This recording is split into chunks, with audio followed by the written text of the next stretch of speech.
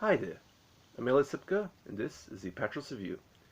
Now, as you can tell from the title, this is my 37th birthday today, on 21st of March 2022. And as a birthday boy, I'm actually going to do a few episodes today, hopefully, and this is the first. And by the way, my birthday wishes for everyone else who was born on the 21st of March. and you're probably wondering, am I going to do one of my favorite video films? No. I prefer to save my favorite films for the last reviews I do. And pretty much I'm going to have a little bit of fun here with some bad films today. I'm a bit of a bad movie masochist.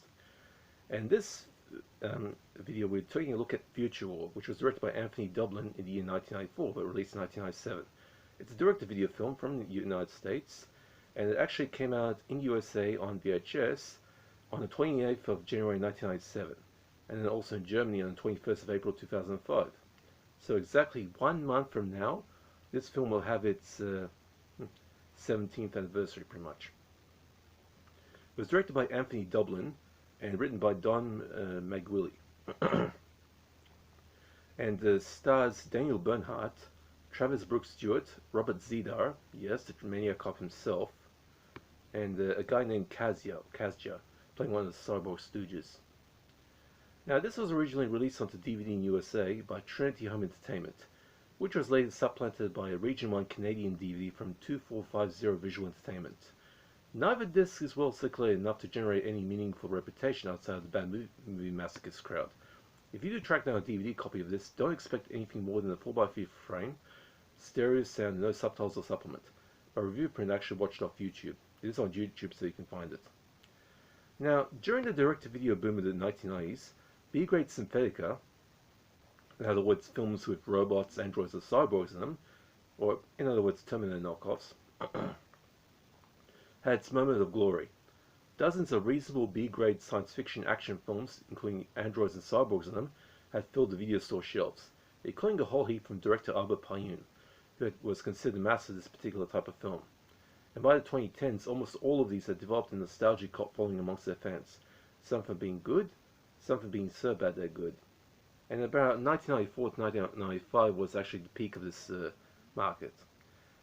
Now, but for every decent direct-to-video synthetica like Nemesis, Project Shadow Chase, and Cyborg Cop, all of which had their own franchises, there were a handful of bad ones, such as the one I'm reviewing here, Future War, an ultra-cheap synthetica, I'm talking dirt cheap here, bargain basement stuff, that was originally shot in 1994, back when this genre was at its peak, but not released until 1997, which was right after the genre had largely died away.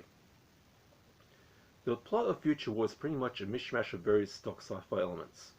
A race of cyborgs from the future have mastered time travel and cruise along the time stream, abducting humans from different time periods and using them as slaves, along with a number of T-Rexes, yeah, Tyrannosaurus Rex, dinosaurs, that they use as trackers to hunt down runaway slaves. Remember, these guys travel through time. They could travel 65 million years in the past to pick up the dinosaurs. A slave does manage to escape the cyborg's ship, using his escape pod to land on the planet his people call Heaven, the planet Earth. He lands pretty much in the 1990s here.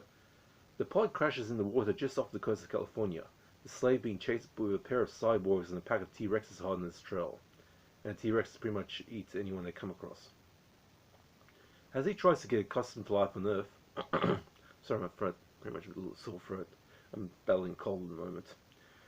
As he tries to get accustomed to life on Earth, the runaway meets up with a former prostitute turned nun who runs a halfway house. With her as his guide, the runaway must find a way to evade his pursuers and earn his freedom. While the film does have a decent concept at its core, that would have made for a decent film were it done with just right kind of production flourish, unfortunately the low production values here just don't allow this type of story to make its proper impact. For one, the tolerances in the script are very, very loose, and as such the film suffers badly.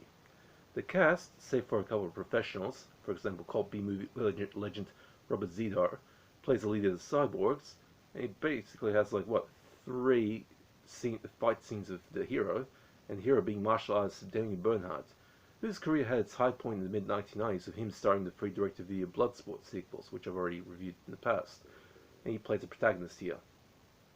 The rest of the cast, save for those two, are almost entirely amateurs, and the quality of acting is very poor.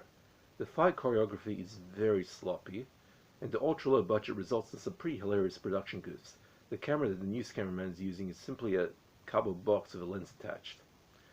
Well, the film sets a record for the massive amount of cardboard boxes used during production.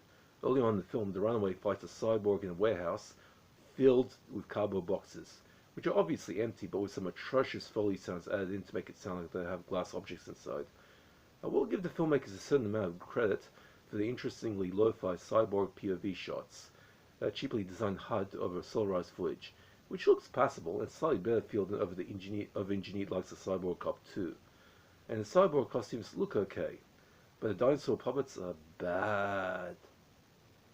And the thing is, one of the things I enjoy about watching 1999's Synthetica is the cyborg POV shots, point of view shots. They actually always have a certain character to them. I mean, the earliest one I can remember from the Terminator knockoffs is the Retaliator, Program to Kill, which had like a really heavy solarized sort of footage, but it looked pretty interesting. I mean, the first Synthetica to use the POV shots was Westworld, back in 1973. In fact, Michael Crichton actually had to create it himself, by the way. Now, if you're a hardcore bad movie masochist like I happen to be, this will be right up your alley.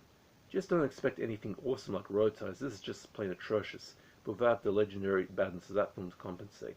Oh, and by the way, the producers were perhaps aware of the crappiness of their film, as they were on record for saying they wanted Future to appear on MST3K, which the film eventually did. It was actually on the original series of Mr. Science Theater 3000 was probably the most recent film they did.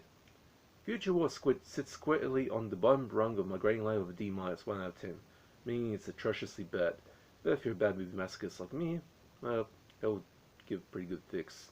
It's pretty damn bad. Atrocious. Now for gore nudity. A little bit of offcuts taken from Raid of the Nearest Butchers are used for the gore, but there's no nudity. Okay, and by the way, this film, it was released on DVD in America and in Canada, but they're not very easy to find. But it was released on VHS everywhere else. That being said, I've never come across any copies of it here in Australia. Okay, it is on YouTube, so if you look it up, you can find it. Okay, I hope you guys enjoyed that. Take it easy. For those who had their birthday today, birthday wishes. And I'll do more episodes, just gonna take a little while, and see ya. See you guys.